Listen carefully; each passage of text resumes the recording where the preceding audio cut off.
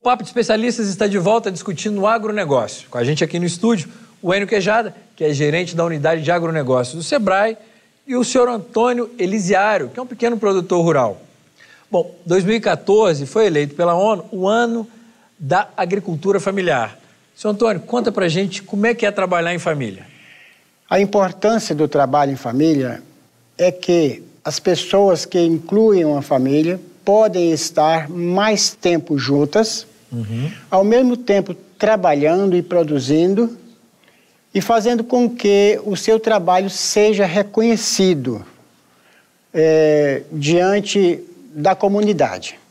Então, desde que eu passei a trabalhar com a minha família, eu pude perceber que até os cuidados com os filhos eles se tornam melhores, porque a gente tem mais tempo de estar com eles, tem mais tempo de se integrar junto a eles e à esposa e fazendo com que todo o trabalho seja assim melhor aproveitado.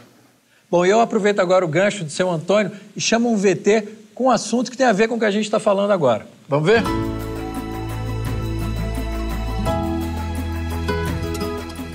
O Papo de Especialistas foi até Caxias do Sul, uma das maiores produtoras de hortifruti grangeiros do Rio Grande do Sul. 16% de tudo que chega à Ceasa de Porto Alegre vem da cidade caxiense. E a produção está crescendo ainda mais graças à compra de máquinas e assistência técnica rural.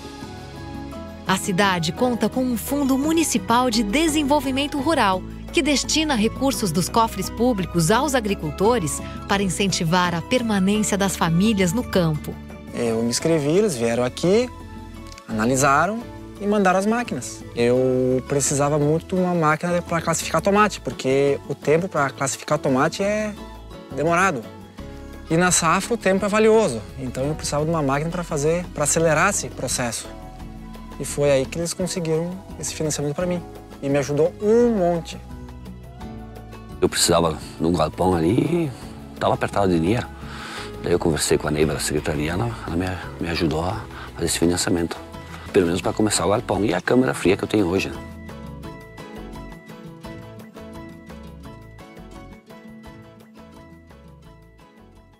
Que legal, né?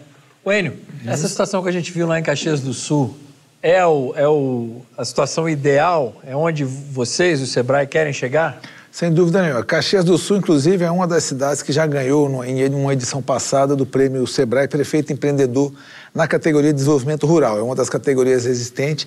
Se não me engano, é uma cidade que 100% das estradas vicinais já estão asfaltadas, que isso é raro no Brasil, né? E com isso escoa a produção mais fácil. A gente viu um exemplo aí, né, concreto de um produtor, né, de tomate que teve benefício dessa política pública. Então, isso é muito interessante. E você viu também uma pessoa jovem, como o senhor Antônio citou, muito importante a questão da proximidade da família. A gente tem percebido agora, não obstante essa grande urbanização, mas que os filhos, quando começam a entrar no negócio com os pais, e assim como o perfil do seu Antônio, estudam um pouco mais do que o pai, começam a se inteirar um pouco mais da questão da informática, de mexer com o computador, que ainda é às vezes um bicho de 7 cabeças, né, produtor. E normalmente quando tem filhas na família, isso é muito comum, a gente vê isso muito no Sebrae. A filha gosta da parte financeira, tem um caderninho, anota todas as anotações de gestão, quanto entrou, quanto saiu, quanto é que é o custo. Isso é um complemento, isso é muito legal quando a gente vê, quando fala em agricultura familiar, algo que nos deixa bastante satisfeitos, quando a gente vê isso na prática. Seu Antônio, como é que é lá com o senhor? Você acha que os filhos do senhor, quando assumirem um negócio, eles vão fazer crescer ainda mais?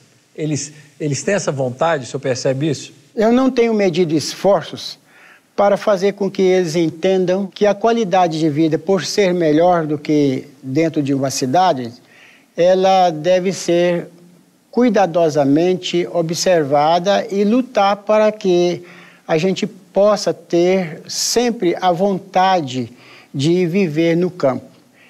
Agora, Enio, vamos exemplificar o que o senhor Antônio acabou de falar. Onde ele fala que a qualidade de vida melhorou no trabalho lá no campo, o que é? É aquilo que a gente estava conversando antes do programa começar? Sim, tem um pouco a ver, ele falou a palavra tecnologia. Ela é fundamental não só a tecnologia conhecida, os novos maquinários, as novas, como foi mostrado no vídeo, o maquinário que classifica tomate, mas também aquela tecnologia, vamos chamar de soft, que são as boas práticas de produção. Quando você chega produz da maneira correta, isso aumenta a produtividade, diminui o seu esforço, isso é muito importante. É a tal da mandala, não? Também o PAS, né, o sistema de produção PAS, que nós chamamos, que é a produção agroecológica integrada e sustentável. Ela é um dos exemplos das soluções que o Sebrae disponibiliza aí. Vamos explicar para quem está em casa como é que funciona isso. Ela é uma horta circular, né, vai de 5 a 8 anéis. No início eram 3 anéis, depois hoje cada vez mais, mas dependendo do espaço físico, normalmente... Seu Antônio, são 6 anéis, seu Antônio? 6 anéis. São 6 anéis, exatamente. Então está dentro dessa faixa. E são anéis concêntricos com um galinheiro central, esse galinheiro telado fechado, e as galinhas são tratadas como uma criação pecuária. É curioso que existe nós chamamos, na Paraíba, chamamos de galinhoduto, que é uma passagem para as galinhas, uma tela onde elas saem para a horta, para a parte do quintal agroecológico, que é um dos itens que está fora, né? O quintal agroecológico, onde elas vão ciscar, né, durante o dia e retornam à noite, ou retornam no horário do sol forte, elas retornam para o galinheiro, elas têm todo um comportamento muito parecido com o de gado. A gente pensa que não, né, porque galinha normalmente é criada solta, mas quando a gente começa a acompanhar alguns sistemas já mais consolidados, a gente percebe esse comportamento. E nesses anéis, normalmente folhosas, né, alface e uma série de couve, são as mais usadas, mas a gente começa a ter em algumas regiões do país o PAS, por exemplo, com algum tipo de fruta, ou fitoterápicos, ou ervas. Isso vai depender muito de como está o mercado, da vocação também da família, do que a família sabe produzir. Então, isso é muito importante, respeitar esse protagonismo, essa decisão da família.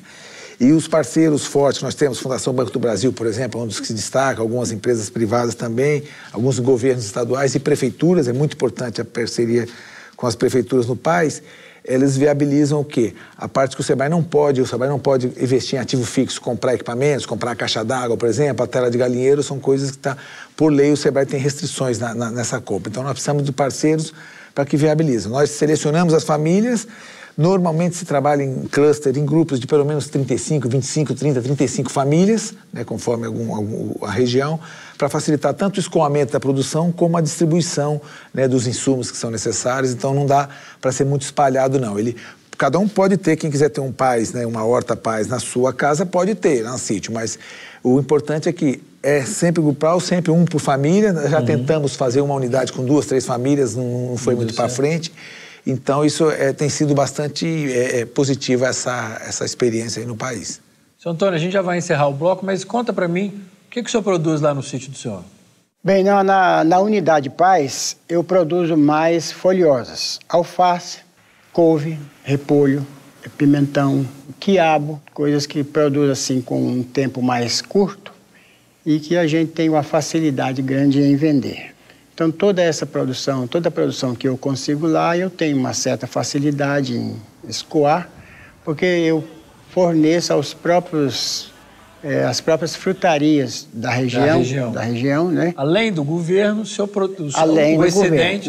O excedente eu forneço às frutarias que, por saber que é um produto orgânico, e eu vendo eles quase como convencional, porque ainda não sou registrado, né? Então, eles saem como convencional, mas as pessoas, ao saberem que são orgânicos, eles me compram com rapidez, né? Então, além do PAS, eu produzo, numa área fora do PAS, eu produzo também outras plantações de batata, mandioca, né? E que traz um complementozinho a mais da minha renda. Que bom, senhor Antônio, que bom.